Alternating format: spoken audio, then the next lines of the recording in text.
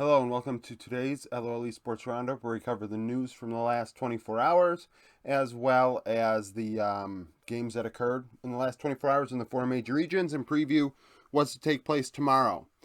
So the news, as I was uploading my video, Fnatic announced their moves, Vitality announced theirs, and then Ninja and Pajamas made a move this morning. So Fnatic officially swap out coaches, Crusher leaves, Nightshare comes in. Nightshare is 9-27 as a coach in a major region, coaching Immortals in North America last year, doing 9-27 record. Apparently, he is given credit for a lot of the growth in the Czech scene, if I recall correctly, when it comes to Czech players, like had a hand in Humanoid, Patrick's development, and a couple others. So, I don't know if this is if this feels very lateral. The fact that he used to be Humanoid's coach may be of benefit, but I feel like it is a pretty lateral move. Just one second. More on this lateral move. Crusher only got one split. And I think that's a shame, to be honest with you. Were Fnatic good? Absolutely not. But a lot of people have attributed that to the GM, who still has a job. And I think that Crusher, historically in the lower tiers of the European scene, the second and third, and even the ERL tier, he did well. So going off of only 9 games, we're going to condemn him. I think kind of sucks. He went 2-7.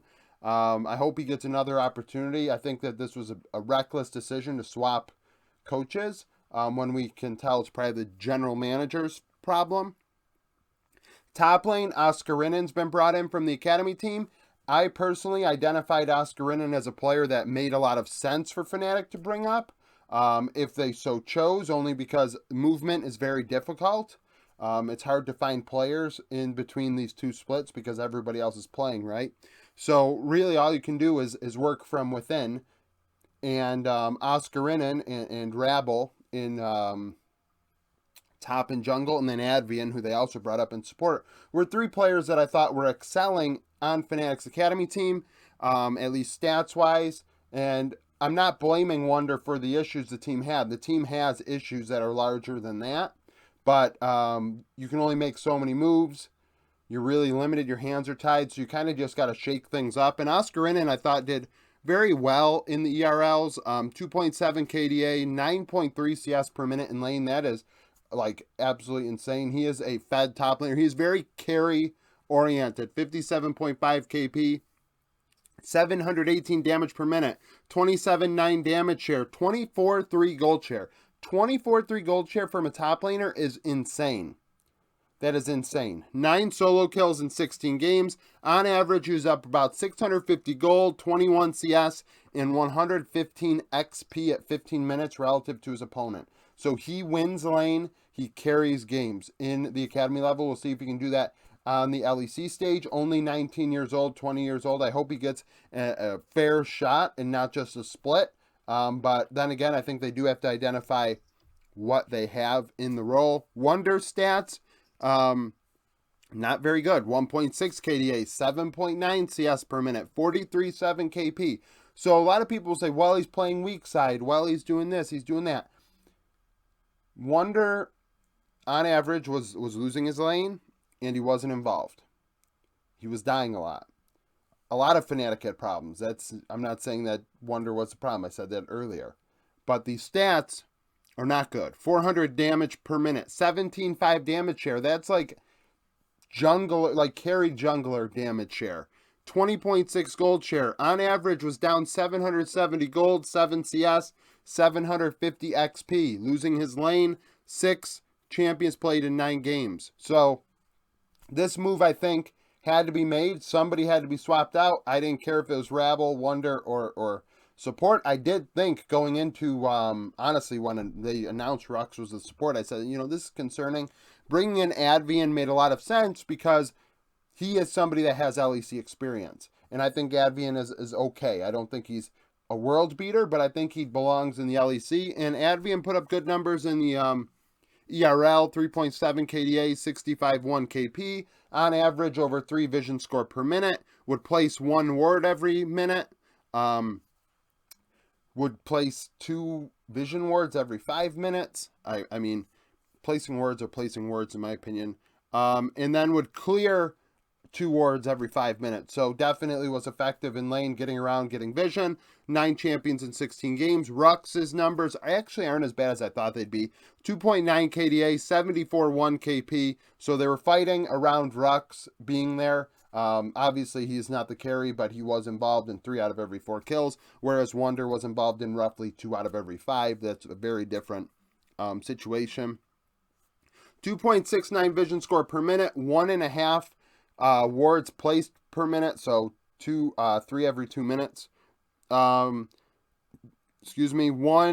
vision ward placed every 3 minutes, would clear 1 ward every 4 minutes, so not a lot of prio in lane. We saw Reckless and Rux struggle. 5 champions in 9 games. So what do I think of these moves? I think something had to be done. The support move I could see a mile away. I saw it 2 months ago. Now, as far as the top lane's concerned, like I said, I thought Oscarinen had good enough numbers, had earned an opportunity somewhere. And, I mean, it was the most logical move Fnatic could make. Selling Upset probably helps them going into summer. Speaking of that, that'll segue. Vitality has announced that Upset will be their AD carry. He was under Fnatic's.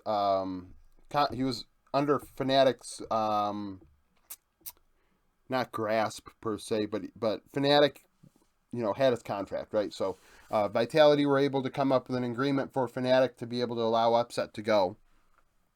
5.7 KDA, 9.7 CS per minute, 65.8 KP. Upset is one of the best, if not the best, Western AD carries. 665 damage per minute, 28.5 damage share, 24.5 gold share, 5 solo kills in 19 games last year, summer split. On average, would be up only 180 gold, 5 CS, 300 XP. Played 10 champions in 19 games, so wasn't dominant in the early game, but Upset was a really good team fighter, would take over as the game went along. Neon is the guy who's out. Neon put up lackluster numbers. There's a lot of inting to his game. 3.8 KDA, 8.9 CS per minute, 59.1 KP, 575 damage per minute, 23.2 damage share. That's not great. That's like secondary, third tier damage numbers. 22.7 gold share. 1 solo kill in 16 games. On average, he was down 200 CS, not 200 CS, good God, 200 gold, 5 CS, 150 XP, played 6 champions in 16 games. So at 15 minutes, he wasn't getting dominated on average. There's a slight edge there, but really like how much you're getting for 200, like a couple health pots. Now, when you compare the two, obviously different metas, different teams, different situations, but there's a 400 gold gap, 10 CS gap, 450 XP gap between the two. That is sizable. You're looking at a minor component, right, to an item. Maybe a couple longswords changes the way the matchup goes. Do I think this improves Vitality? Yes. Do I think this gets Vitality over the hump? Not necessarily. I think that there are 3 more inters on the team. So if Upset can put up with that and help Photon carry this team, all the power to him. I don't think Upset can utilize the mouse and keyboard of Kaiser, level 1. So if Kaiser has his own, agency to play the game himself with his own hands, he may int the game away anyways. This doesn't stop Kaiser. This doesn't stop Bo. And this doesn't stop Perks. Now, maybe there's less pressure on those players. That's completely plausible. But I think we have to wait to see how the team interacts before I'm going to crown them anything but what they are already. Ninja in Pajamas, Rich is out. Rich was signed to split with Invincible. He only played 1 game. A long-time Korean top laner. Last split, he put up a 3.6 KDA, 8.1 CS per minute, 56.1 KP with Victory 5. 580 damage per minute, 24.5 damage share, 21.3 gold share, 12 champions in 37 games. I wouldn't be shocked if he ended up latching on with another LPL team or maybe a minor region team. I think Rich is one of those top laners that you're going to see kick around minor regions. You think of ADD, who also had stints in the LCK and LPL. I think Rich is about to go down that same path. And this gives Invincible complete agency on the roll, which I think is very good. Recap for last night: CLG and FlyQuest. CLG 6-5, Fly 10-1, 11th in the power rankings. They would win. Isla was MVP on Rakan. Prince went 5-1-8, 30% of damage on an Azaya. Spica went 11-0-9 on a Vi. Palafox led the way for CLG, going 4-4-3 with 37% of the team's damage on Aurelion Sol, our first A-Sol since the rework. FlyQuest were dominating this game in the early to mid game, and then just stalled out, couldn't get the job done, lost to Drake fight that allowed CLG to start to scale, allowed Palafox to really get online with the Aurelion Sol, and he became a real problem to deal with for Fly. They were able to finally get past it, but it was not easy. Definitely not a clean win. I do wonder how much they had actually been scrimming against A-Sol to kind of play around it and to avoid, making mistakes to allow it to really scale. Impact obviously not great in that one team fight that did cost them that Drake. Outside of that though, I thought FlyQuest played a very, very good game. Isla, like I said, I think went 1-1-19 on the Rakan. Very good setups. One of his better games so far. Obviously only playing 3, so we'll see how he does going forward. TSM and EG, TSM 5-6, EG 7-4, EG win. FBI went 5-2-7 for a monstrous 48% of EG's damage on Aphelios. He was MVP. Jojo Pune 9-0-2 in mid lane. I think he was on Akali. Wild Turtle 3-3-4 for 33% of TSM's damage on Zeri. I thought he did some solid team fights, really got involved, but unfortunately, it was a little too late. EG had opened up quite a sizable lead, and TSM really didn't have an answer. In the early game, TSM were ahead, actually, but then EG responded. EG got ahead, and TSM really just lost control of the game. They just slowly lost control, as it was one of like those LCK situations where the game just stops. Like they're playing, but the action stops, and for the next 10-15 minutes, nothing happens. And then all of a sudden, the gold lead is much higher than it was. And the team that's scaling benefits, and that was EG. And TSM really didn't have an answer. I think putting Maple on Galio is a little sus. He is definitely your best player. You should probably allow him to carry. But who am I to judge? 100 Thieves in C9, 100 Thieves 5-6, C9 18th in the power rankings at 8-3 would win in about 23 minutes. Berserker 307, 30% of damage on Avaris, Blabber 502 on Elise, Doublelift 141, 28% of damage on Zeri. 100 Thieves definitely struggling. I thought they needed this win. Not getting it is a problem. It was a low kill game, low action game, but it really didn't feel like 100 Thieves had much of a chance in any of it. Excuse me. In top side, I thought Fudge was getting the better of Tenacity, as should be the case in the matchup they were in. Closer not really doing enough. Closer might have played Viego in this one, which I am not. Viego might be coming back in the meta, but based on the champions right now, I don't like the thought of Viego. Bjergsen playing Aurelion Sol.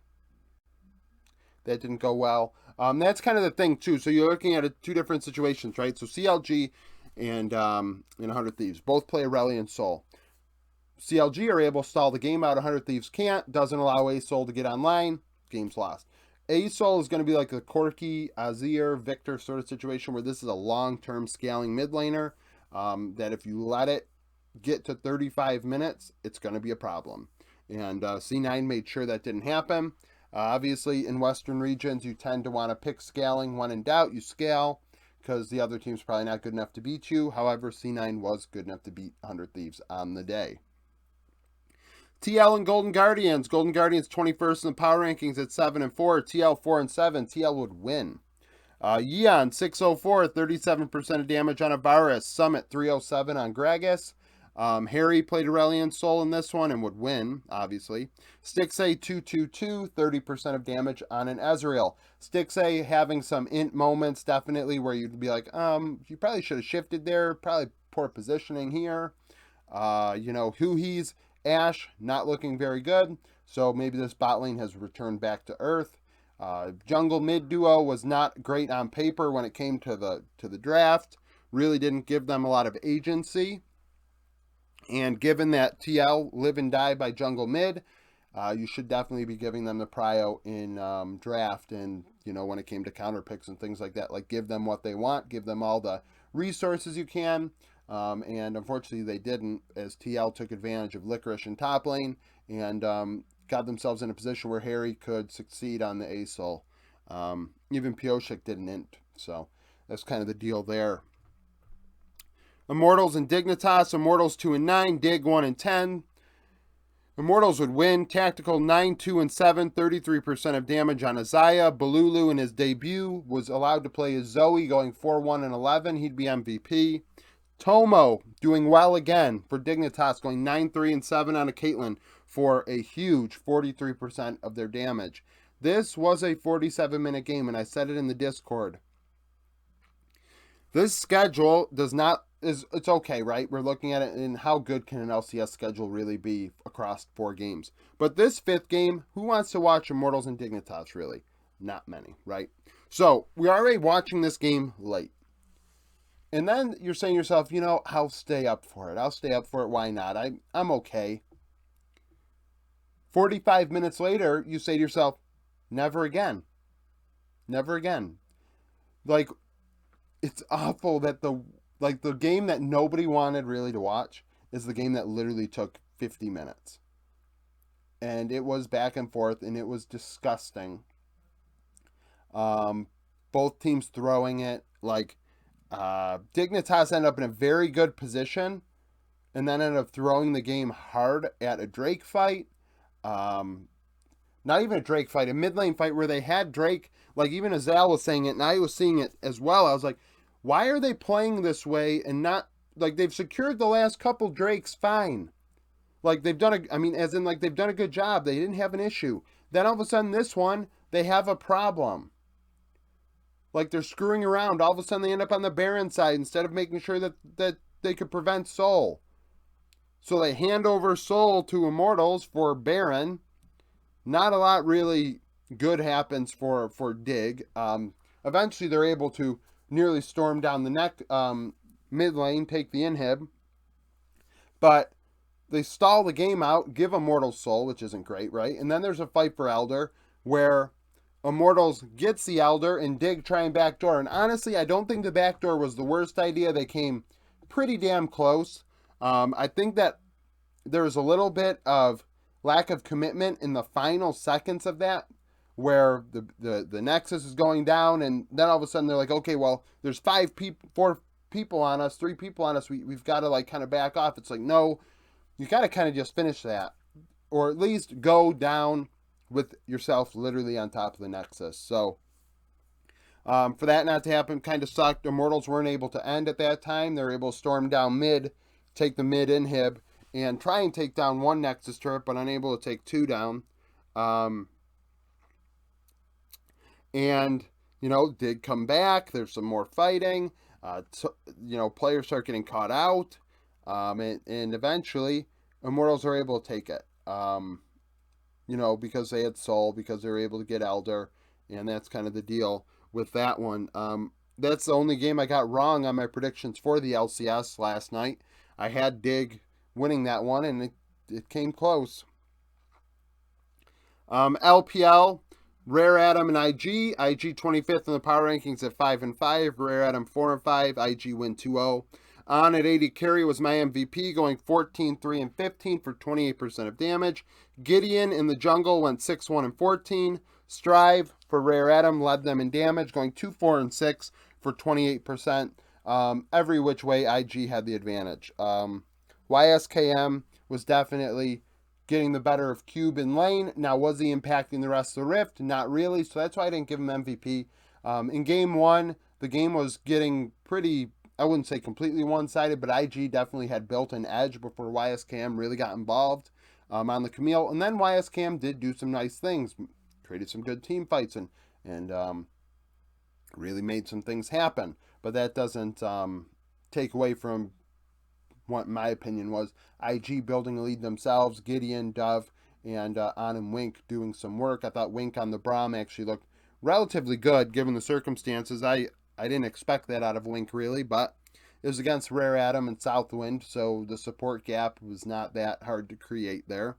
I will say the draft is sus. Renekton mid out of IG is ugly. Even if Dove is a, role swapped mid laner to top laner back to mid, I don't want him on Renekton. Game 2 started out really well with a well-executed dive by IG, Poppy getting a double kill for Gideon. YSKM was a little more impactful in this one in the early to mid game that allowed the team to get ahead. And On really just kind of cleaned up from there. I thought that Rare Atom really didn't have much going for them at all in this one. BLG and LGD. BLG 13th in the power rankings, 5 and 4. LGD 3 and 7. LGD upset him 2-1. Zhao Zhu ends up being MVP. He had like 4 solo kills on Bin, 2 of them under turret and dying, but nevertheless had like 4 solo kills. Impressive. LPC 10, 5 and 22 at 80 carry, 28% of damage for LGD. Jin Zhao 6, 3 and 21. I thought Jin Zhao's Nautilus was nasty today. And then Elk 488, 30% of damage for BLG. BLG just they're looking like the Int team. They're going to join TL, Vitality, XL. Vitality luckily can still, come back from that. XL I doubt are going to. But they are in that category of this team should be doing a lot better than what it is based on who's on the team on paper. Bin looked absolutely awful. June and Meteor, I think, is a wash. I mean, Shun, sorry. And Shun just kind of, Shun just is not it. He's not it. And then Yagao's playing Gragas. I don't see Gragas being a real Yagao champ. I don't see Yagao being great in general. And then with the Gragas, I just didn't feel that. Bot lane, I mean, Elk needed to really show up, and he didn't. And he's been showing up a lot this split, but today he just didn't. Just 1 second. Damn cat, now I've got like 2 or 3 edits in this video I got to remember to do. Yeah, Elk just didn't show up. And oftentimes he has this split, but today just wasn't his day. This is very bad, though, for BLG. They cannot be losing to teams like LGD. This kind of takes them out of the running for, in my opinion, any chance at an MSI slot.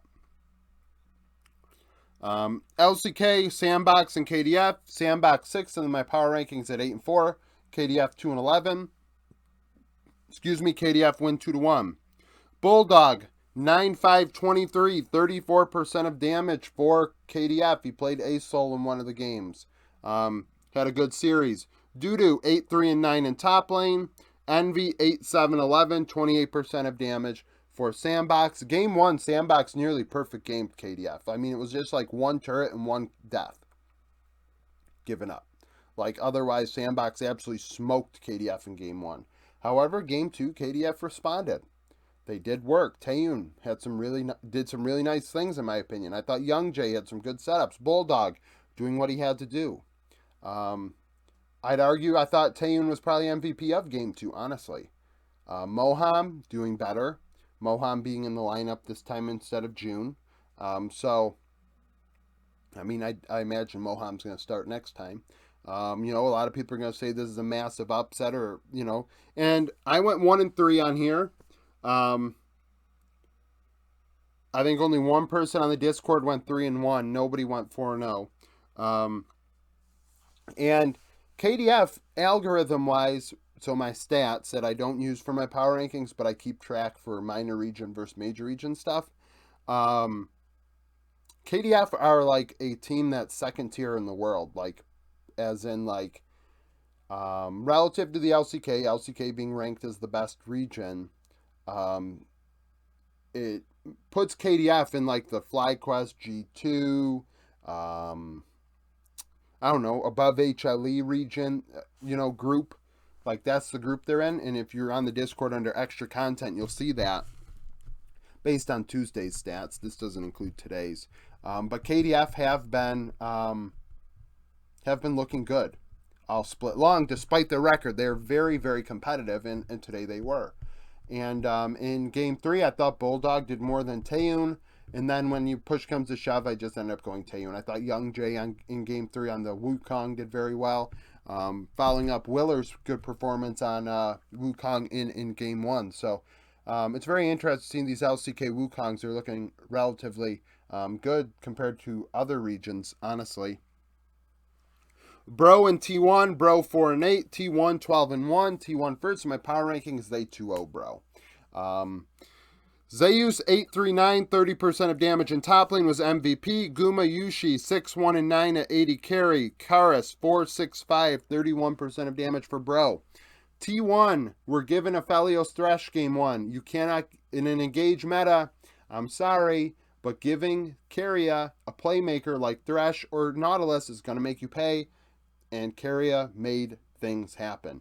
Owner made things happen. Owner had a couple solo kills in this series. I think Zeus, because he's, I think like more than half of Zeus's kills, honestly, 5 of the 8 could have went down as solo kills. I know he had 4 for sure. Just a ton of solo kills by those two players. Some, those cheap solo kills that you get where like time's out on assists, but it goes down as a solo kill nonetheless. Just every which way, Bro really didn't have it going on. Mid lane wasn't as big of a gap because we saw Faker. I think he played Gragas again in one of the games and Azir in the other. So he wasn't really dominating the lane against Karis, but the other 4 roles really were building up quite an edge. Umpty tried to make some things happen. He played Gragas jungle for a game and was able to execute on a decent gank in top lane where Zeus played Sejuani, which I'd been kind of waiting for somebody to do that. Last year, we saw a lot of Sejuani top lane, and I thought it was only going to be a matter of time before somebody found an advantageous time to flex it to give themselves a better jungle, counter, if you will. Like, Sejuani is a very good jungler, don't get me wrong, there's not many counters, but if you see a better opportunity, maybe there are situations where Sej could still go top lane, and T1 were able to find one, so, I wonder when the last time Bro actually got 2-0'd by T1 both times in a split. This is definitely a surprise to me.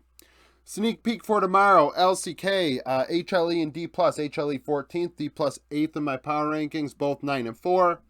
HLE coming off of a win against Nongshim, D+ against DRX. Last time they played was week 4, D+ would win 2-0. Mid lane was highlighted on the Discord. Showmaker went 4-3-9 for 30% of D+'s damage. Zeka 3-2-0, 34% in that one. That's going to be a big deal if HLE can try and get a win. Whoever gets that's got a really good shot at being, they'll be, between them and Gen G, it's a really close race for second in the standings. I know we want to have hierarchies of what we think these teams are like, but upsets do happen. So it is definitely going to be a race until the end. Nongshim and DRX. Nongshim 1-12, DRX 2-11. Both obviously coming off of losses against the other game's opponents. Week 2, Nongshim would win 2-1. So the only time Nongshim won this split was against DRX. Bot lanes highlighted. Vital and Peter went 16-7 and 62 across 3 games for 38% of damage. Duck Dom and Barrel went 11, 17, and 20 for 33% on the losing side. So we'll see if Nongshim can get another series win tomorrow. LPL, let me just kind of move a little bit. Weibo, who are 9th in my power rankings at 6-3, coming off of a win against LGD. Anyone's Legend coming off an upset win against RNG are 2-8. Last year they played in week 5. Anyone's Legend would win 2-1. 4 of the 10 players from that series will start tomorrow. The mid laners were not on these teams at the time. Xiaohu on RNG and Pinzi was on FPX Blaze, I believe, at that time. Top in RNG, top 4th in the power rankings at 7-2, coming off of a win against Team Wii. RNG 16th at 5-5, coming off of that upset loss to Anyone's Legend. Week 5 of summer, or week 3 of summer, sorry. Top would win 2-1. 7 of the 10 starters are returning from that one. The bot lanes were highlighted. Jackie Love and Mark went 12, 6, and 48 for 42% of top esports' damage in that win. Gala and Ming would go 6, 15, and 27 for 29%. So a little bit of a diffy in the bot lane in that one. And then lastly, a highly anticipated series between LNG and EDG. LNG 7th in my power rankings at 8-1. First in the standings in the LPL. EDG are 7-2 and 6th. Scout revenge game. LNG coming off of a win against Weibo. And EDG coming off of a win against Rare Atom. The last time they played was in the playoffs of summer. EDG would win 3-1. Only 3 of the 10 starters in that series start for the same team tomorrow. I word it that way because Scout's now playing for the opposition. So Scout and Fofo is a matchup highlighted. Scout was on EDG that series, and Fofo was playing for BLG, splitting time with Icon. So that one obviously is a big deal. I think this series is good. We got 3 good series out of 5 tomorrow. I'll take that. Later on today, I am going to upload a video, maybe tomorrow. Maybe tomorrow. I can't promise today. Depends how the timing works. I don't really want to upload my video during LCS if I can avoid it. But today or tomorrow, you'll get a double upload where I go over patch 13.3, so stay tuned for that. Hit the notification bell so you're notified when that goes up. Like the video if you like it. Subscribe to the channel for daily League of Legends content. Follow me on Twitter. Join the Discord. Become a YouTube member. And thank you for watching.